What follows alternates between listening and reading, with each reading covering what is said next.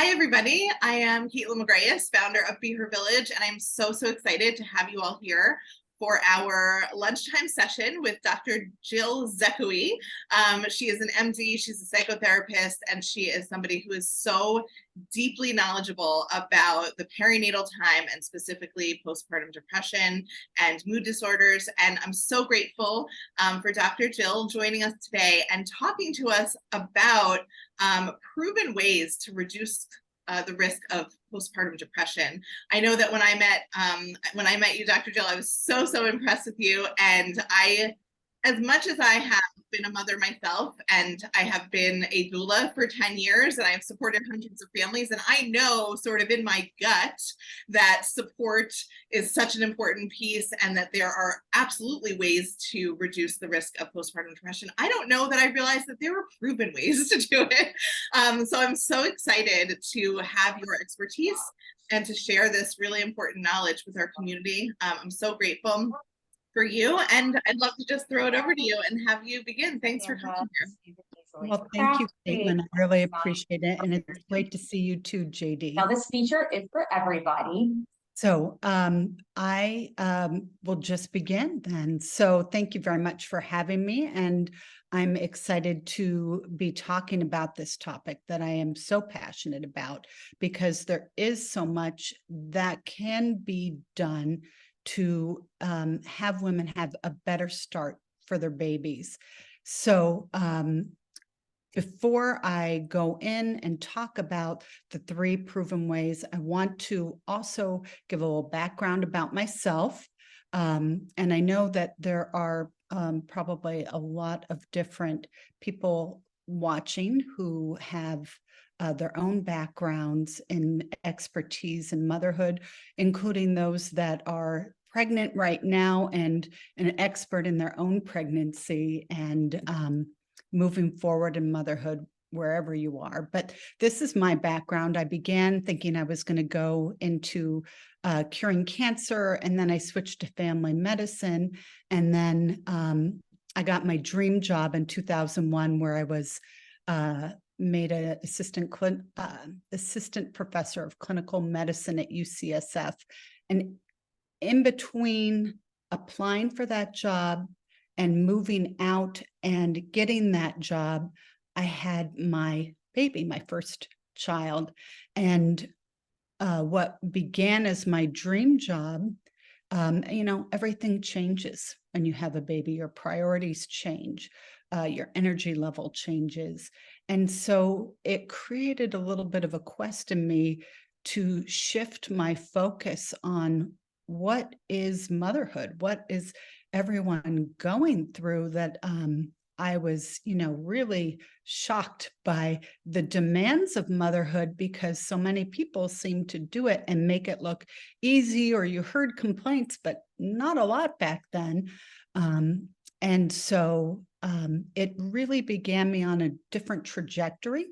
So then when my son was born in 2005, I started my master's in counseling psychology, and in 2010, opened up my practice in women's mental health. And I've been working just with mamas at that time, and no longer delivering babies, and doing the prenatal care and having my own pediatric patients.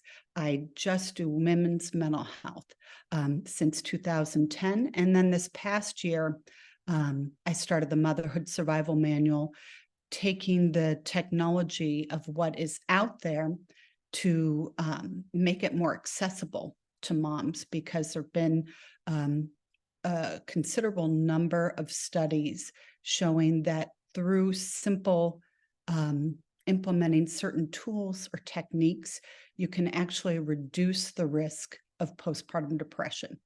So I want to make that accessible to everyone. I don't think it should be a secret, So some background statistics: 1 in 7 women get PPD. And in fact, 1 in 5 women get PMAD, which is a perinatal mood and anxiety disorder. And PPD stands for postpartum depression. Okay, so this makes this one of the most common actually the single most common complication of pregnancy and the postpartum period. And yet so little is done to prevent, and very little access to treat. It's hard for women to get therapists, get medications. And so we really need to create a more proactive model of care for women. So why is this all happening? There have been, over the past 50 years, several major changes in society that have made motherhood harder. One of them being that women began working outside the home, but very little is taken off of our plate. You know, what women were doing, especially in the 70s, we called it women's work. And that was meant as a pejorative or diminishing term. There was really no societal understanding of the complexity of motherhood. It wasn't valued as, you know, certainly the most challenging job I've ever done. That was a shift. So women added, but not much was balanced. And at the same time, society has become more mobile. We no longer have our village. I moved 3,000 miles away from my family when I had my baby. And so we don't have the support. And that's part of why I think Be Her Village is so genius and critical in making a big change for women. So the third change that happened is we also are understanding more about the psychological development of children. We now understand that parenting is critical. How you treat a child matters. And so much so that we're all, you know, moms tend to, in general, and dads too, be very anxious. Are we setting up our children for success? So although so much has been added to moms' plates, when you look at how much time they're spending with their babies, they're actually spending, excuse me, more time with their children, more active time with their children than at any point in history. So let me tell you about a client so that I can paint the picture of how motherhood begins. And I have changed her name so that she's not really recognizable in any way. But this is Elena. She was a 29-year-old woman with no significant risk factors for perinatal mood or anxiety disorder, uneventful pregnancy, but a really long labor. And she was a nurse and was in healthcare, and it was very important for her to do everything naturally and have as absolute little medical intervention as possible. That was her values. And but then she had a 36-hour labor that required Pitocin augmentation, which is known to be incredibly painful. And ended up having an epidural to help, because 36 hours of labor with Pitocin is pretty excruciating. But she interpreted this as having failed, not as having done what was necessary to take care of her child and have a healthy baby. Instead, she saw this as failing. And then when her baby was born, breastfeeding was really tough. Her baby, then it wasn't figured out for weeks, had a tongue tie, which means his tongue was attached to the floor of the mouth. That little band underneath your tongue of tissue was really tight. And so that made nursing very painful and very slow. And her son would get frustrated because he couldn't get the milk he wanted. And so she was exhausting herself. And she also had a belief that, she said to me one time, shouldn't moms do it all? I'm the mom, right? Isn't that what being a mother means? And so she didn't, even though she was married, had a husband who was very capable, she wanted to do everything, and she thought it all needed to be her, and that was a sign of being a good mother.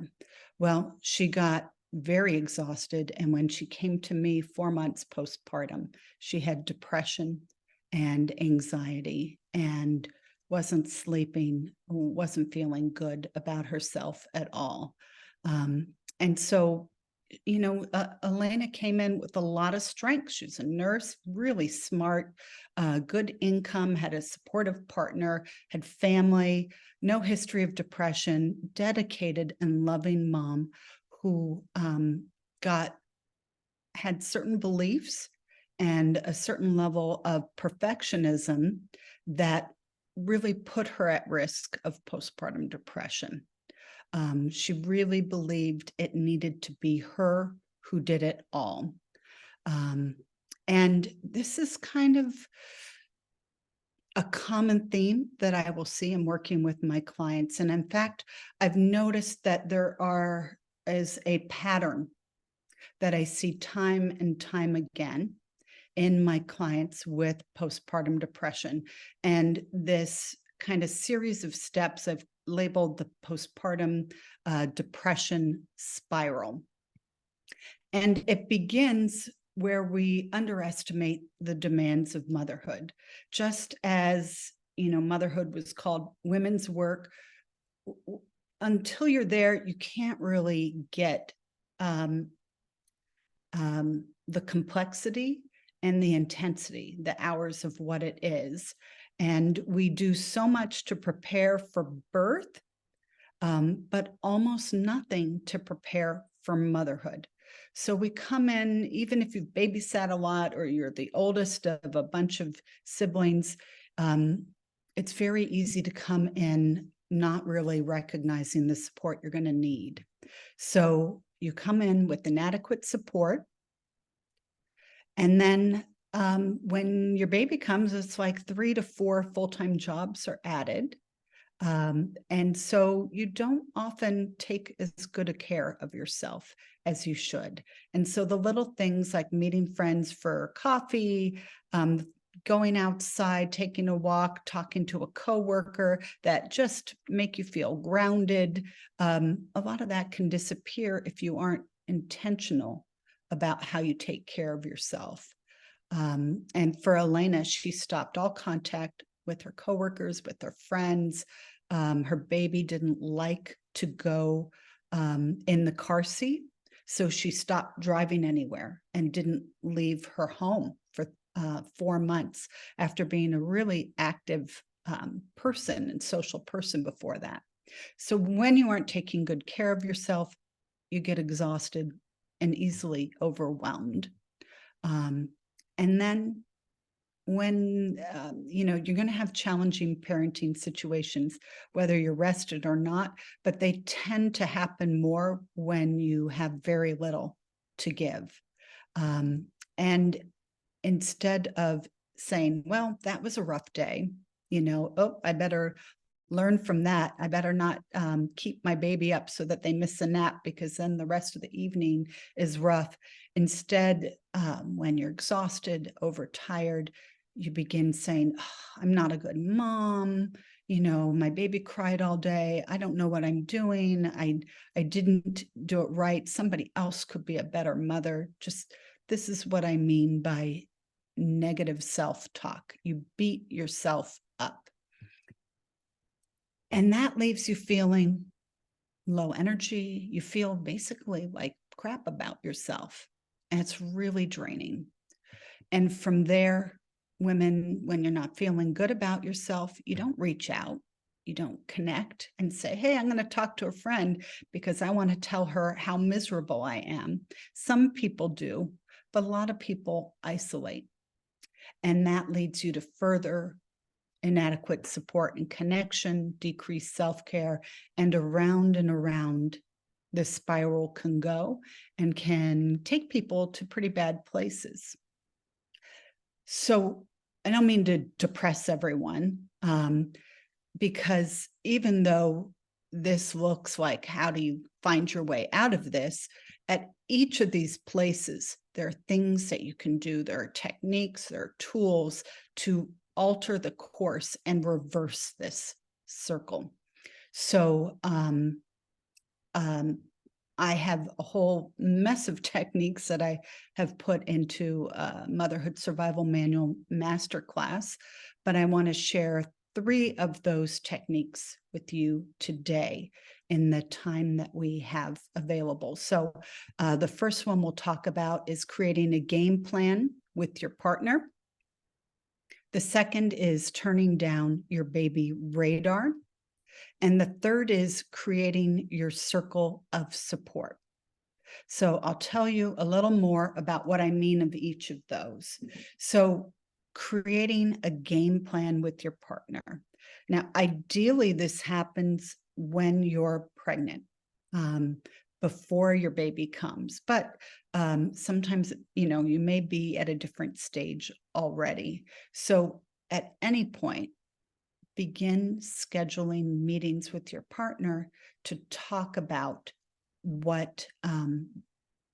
how things are going for each of you, both perspectives.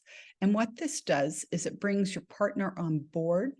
It creates a framework that raising your baby is a shared commitment, and that both of you are the problem solvers, that you weren't born with this innate knowledge of how to do this all. You are figuring this out, and you'd like to figure this out together.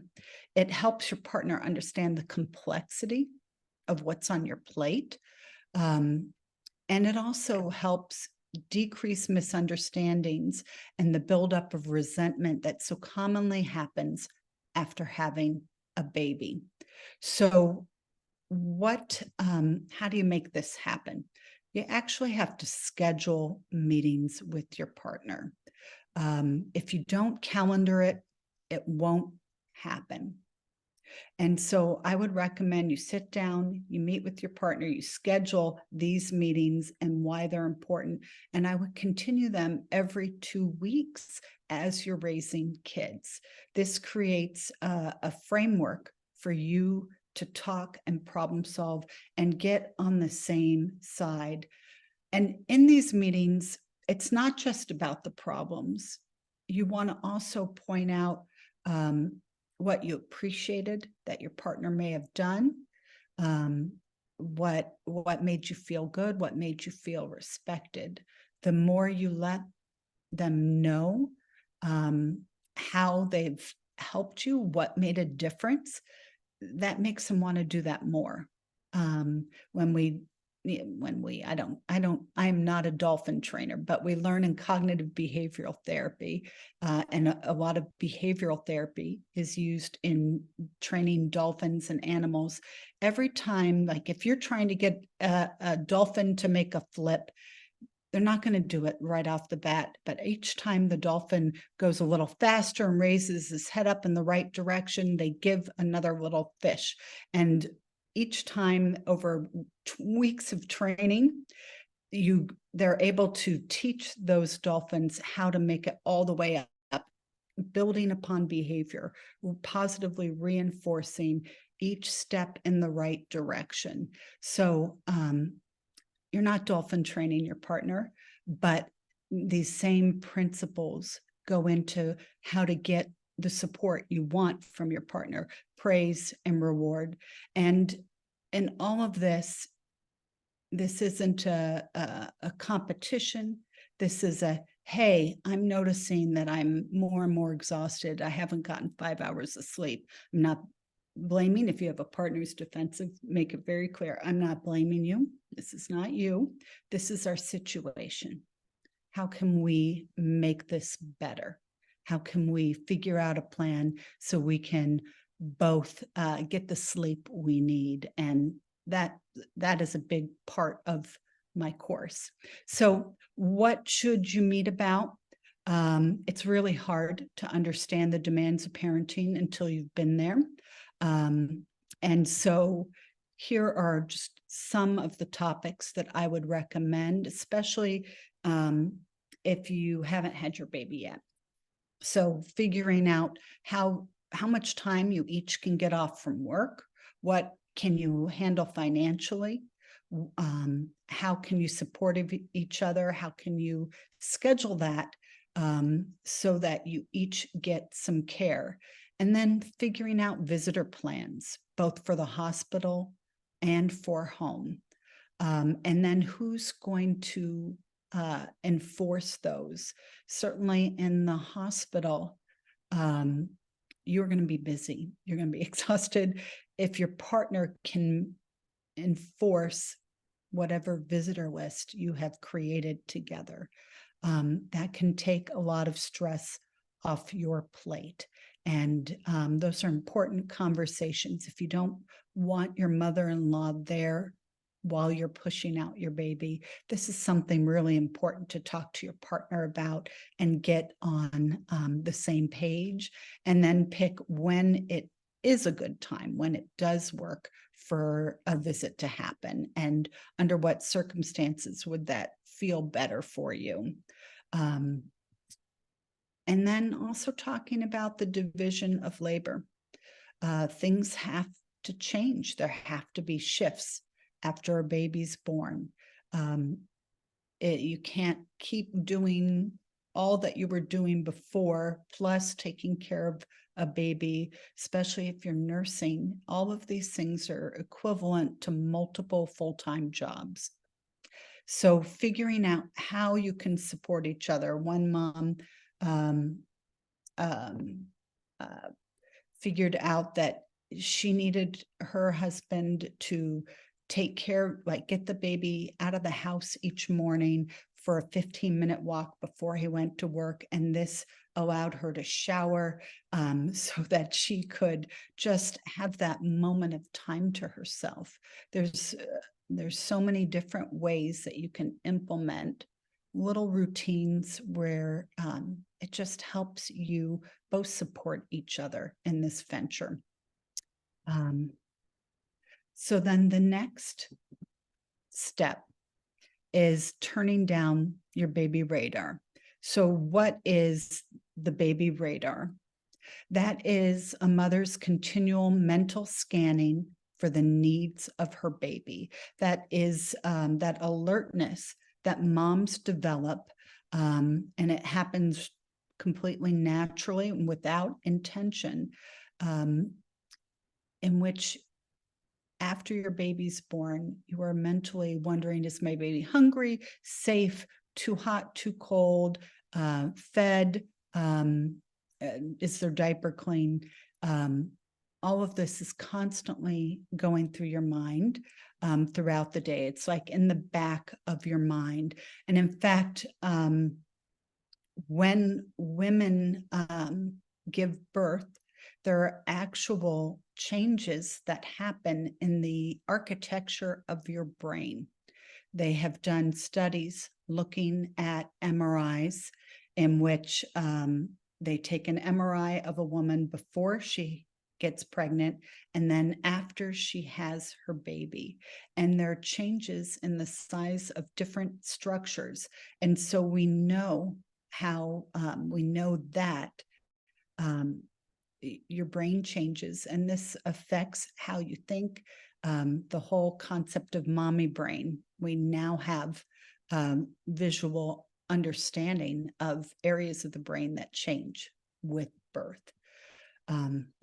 So the baby radar, it is a good thing. It is a protective thing, but it can rev too high sometimes.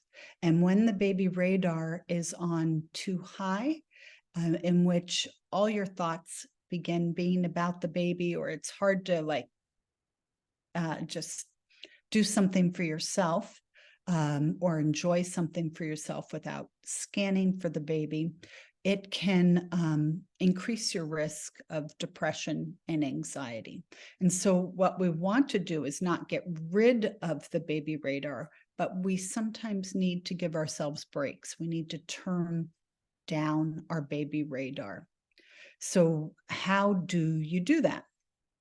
Creating time for yourself is an important way. And I recommend that moms have 20 minutes of time to themselves every day, if possible. Longer at other times when possible. And the key factor in all this is knowing that someone you trust is in charge of your baby each day so that you can relax. You take the mantle of responsibility of caring for your baby and you're shifting it to someone else.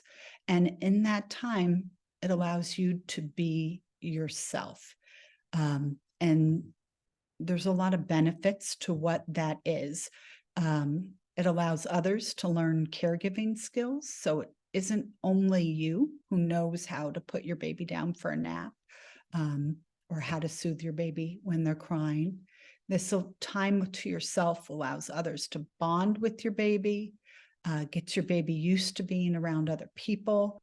And then if you haven't separated from your baby before, if you have to return to work, or get to, if that is your plan and want to, it can still be very, very stressful to return to work. So it's really important that you are used to having time to yourself before making that transition. And if you're heading to work, I would really recommend more than 20 minutes, some days for sure, just so that your brain is used to thinking in the way it used to think and not just be scanning on the baby's safety all the time. And the other thing, having time apart allows you to enjoy your baby more. When you've been away and you see your baby, it's like, hi, and if you've spent the last 10 hours with your baby, you're not going to go, hi, each time they wake up from a nap. So, or maybe then, but, it just gives you a little more energy to enjoy them. That time part is helpful. So then the third tip is creating your circle of support. So as I mentioned, we no longer have our village. Some people do, but most of us do not have a village. And this is especially important for single moms. You need to have a plan to make sure that you have the support, so you can have time to yourself. And so that you get breaks from that baby radar, really essential. So unless you're blessed to live next door to your family, and have a whole bunch of friends who are all in the same stage, it's really essential to create your baby, your village. So this can include family, friends, neighbors, childcare. And then you can subcontract support. Postpartum doulas, lactation consultants, nighttime nurses, baby sleep specialists, motherhood coaches, and so much more. These people can help decrease the stress that is on you and on your family, help you all get a break. This is the same thing that businesses do. When a corporation wants to expand and they don't have the capacity within themselves, they hire outside support. And I think it's important to implement the same way of thinking for your family so that your family can grow and be successful.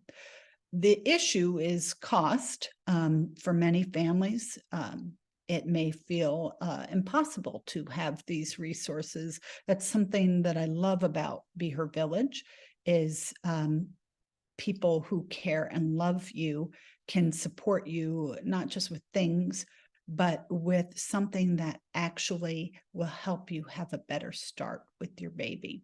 So I think the mission of Be Her Village is really critical for the wellness of moms. And then these were 3 techniques to help reduce your risk of postpartum depression. There are a whole bunch more that are in my Motherhood Survival Manual Masterclass. It basically provides a roadmap in which, through my experience in working with hundreds of women who have gone through this, I can tell you where the common pitfalls are, and help you sidestep those, and not say every woman has to do it exactly the same way. We can all have our own approach, our own method to be with our babies. So I give options so you can choose what works for you, and tons of techniques to get more sleep, because that is absolutely critical in motherhood. So this is the QR code. You're welcome to check that out. And for people who are through Be Her Village, here is a coupon that you can use through the website for a 20% discount through the end of August. So I hope that has been helpful. I really want to be available to answer any questions people have about prevention of postpartum depression, or anything about postpartum depression.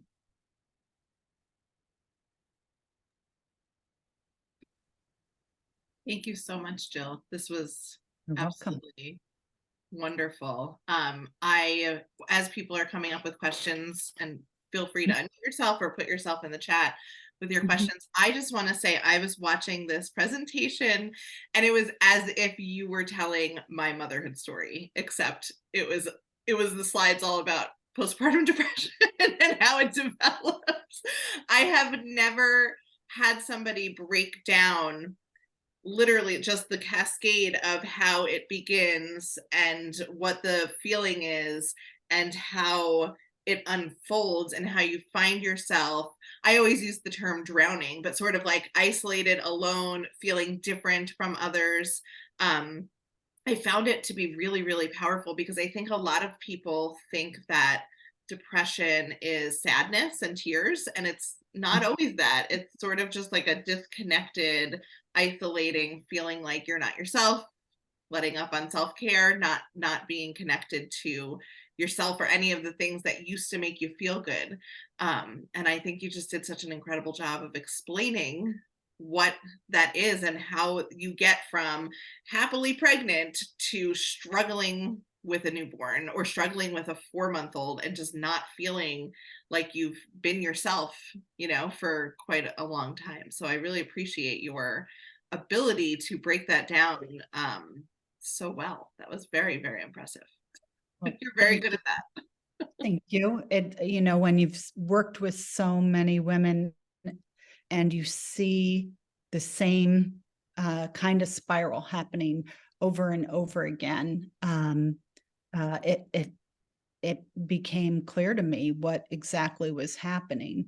And you mentioned that postpartum depression, people often assume that it's supposed to be crying all the time. And you're right. Sometimes it's like that, but sometimes it's very different. Depression means a depressing, a dampening down of emotions. So some women describe it as feeling empty, or just overwhelmed. And then a lot of times women's symptoms are rage, because things are pushed down so much that the only thing that really bursts through is this rage, often directed at partners, sometimes babies. It's postpartum depression is a big risk factor for marital distress. And a study was done in Denmark, showing how much the increase in divorce rates were when women had untreated postpartum depression. Treatment can make a huge difference, whether it's therapy or medication. So I don't want to scare people that there's nothing they can do. Absolutely. Well, it feels like this entire session there is so much you can do.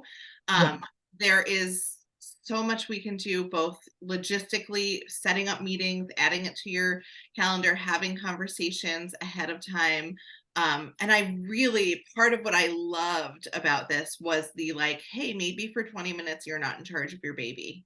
Because Mhm. there's so many women, and I was one of them, who was absolutely drowning and also could not hand my baby over to somebody else because I was exclusively breastfeeding, because I was his mother, because I was attachment parenting, because I was trying to let my husband focus on grad school, because I was the only one that could be responsive, because I had severe postpartum anxiety that was undiagnosed. Like there was just all of these things that added up to a lived experience, which was I'm drowning, and also nope, nobody else can do this. This is just me, which is adding, it's this cycle that gets bigger and bigger. So I love this idea of like, yep, you have to practice it. You're not going to just drop your baby off with somebody, but you can get a trusted human being, whoever that is in your circle, even if it's your partner, that for 20 minutes you get to totally check out of motherhood and just be Mhm. yourself. Oh, It makes a huge difference. I remember for myself giving my baby to my husband, and I would just run an errand. And errands I had hated before, but all of a sudden it's like, oh, I'm free, like, and oh, this is weird, like I can go to a store and I don't have to find the cart, and I don't have to look to see who's, has bad designs on my baby, or, whatever anxious thought I had at the time. So yeah, it's really essential to have some time for yourself. it's essential, And and it's a skill that you need to build. And I think that's part of it. I think some people, and myself included when I was in it, think, oh, other people can do that. I can't, as in it's black and white and there's no growth that's possible. But this idea of like right now, you might be sitting there holding onto this baby thinking, I'm the only one, but you can build to it. And even if it's not 20 minutes, it could be 5 minutes. You can leave the baby with right. someone while you go pee. You can leave the baby while you go check the mail or text a friend, right? There's like, you can build on this and gain the skills of somebody that has a much more balanced life. And I feel like it just so feeds into each other. It's this idea of like, we need a village, we need support, we need all this. It's like, cool, but how do I do that if I don't even have the basic skill of handing my baby off, right? Right. Even for a few minutes. It's this like foundational skill to work on. I love, love, love that you included that. This idea of tuning down the radar Mhm. as the entire second step is such a big deal, because I know that there are so many parenting resources out there that sort of shove down our throats that we need to be attaching, we need to be responsive, we need to be hyper aware, or we will permanently damage our child's emotional psyche. I mean, there's really nobody's saying it quite as blatantly as that. Well, not many, but there is definitely messaging that I received as a mother, and I still see it out there. That's like, if you don't do this great and perfect and in the 100% martyr way where I have to give up all of myself to be responsive to a newborn, then I'm harming my child. And that's a horrible thought, to think that you would ever harm your child. And it Right. actually in some ways like leads into this state where you're so anxious and so depleted from trying to show up that you can't show up the way you should. It's a very sort of backwards mechanism there. That is a current thinking in our society, is this belief that we have to that moms themselves have to be all and everything to their baby. And the pendulum, and yeah, don't get me wrong, we are incredibly important to the attachment and health of our babies and mental development, but the pendulum has gone it's swung so extreme, that it's really not good for moms or even for babies. They're not able to develop their own abilities if we meet every single aspect for them. It's almost like a codependency is being encouraged instead of a healthy balance where, of course, we meet our baby's needs, but we also encourage them to self-soothe little bits. I don't mean crying it out for 20 minutes. I mean, just giving them little time to themselves. I think this current fashion in parenting is really of moms having to really be perfect, is really unhealthy. I call it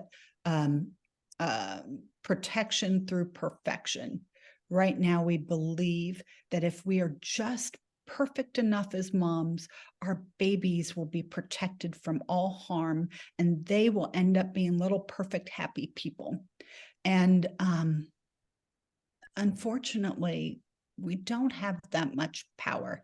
And taking on too much doesn't actually serve them well. So it really ends up backfiring when we put this energy of having to be everything to our babies. It isn't good for them. So I think that's a challenge for many moms right now. Sure. And I think that there's so many good parts of this approach, right? That we do try to meet needs. We do try to be aware and emotionally literate and view them as little emotional creatures. But I think that what's missed is that there's an entire community that is supposed to parent them in this way so that they are attached to multiple caregivers and able to adapt to multiple situations and build some resilience. Um, Mhm. Even in their newborn and infanthood. And what Yeah. ends up happening is that all of that falls on the solo mother. And it's an unfair burden and a huge amount of pressure that ends up with, with that cycle that you so Mhm. beautifully explained. Dr. Jill, you are just absolutely amazing. You're so full of knowledge, and your class, if this is the preview of your class, I cannot even imagine, because this is like the most helpful thing I have seen in a very long time in terms of breaking down in a judgment-free way exactly what happens to moms that we end up failing, or being failed is more like it, and what we can really do, action steps to prevent that. This was very, very powerful, and I'm really grateful that you shared it with us today. Well, thank you, Caitlin. It was my pleasure to be here and talk. I really enjoy what I do, and I think moms need more support and less judgment and more understanding, and it can make a huge difference. Love that. Wonderful. Well, thank you so much, everyone who came today. Thank you to everyone who's watching this recording. Be in touch with Dr. Jill. You can use the QR code to access her class. You can also add it to your Be Her Village baby registry and find Dr. Jill on Be Her Village. This has been so wonderful. I feel like my cup is full just from being in the room with you all today. Thank you so much, and we'll see you next time. Bye, everybody.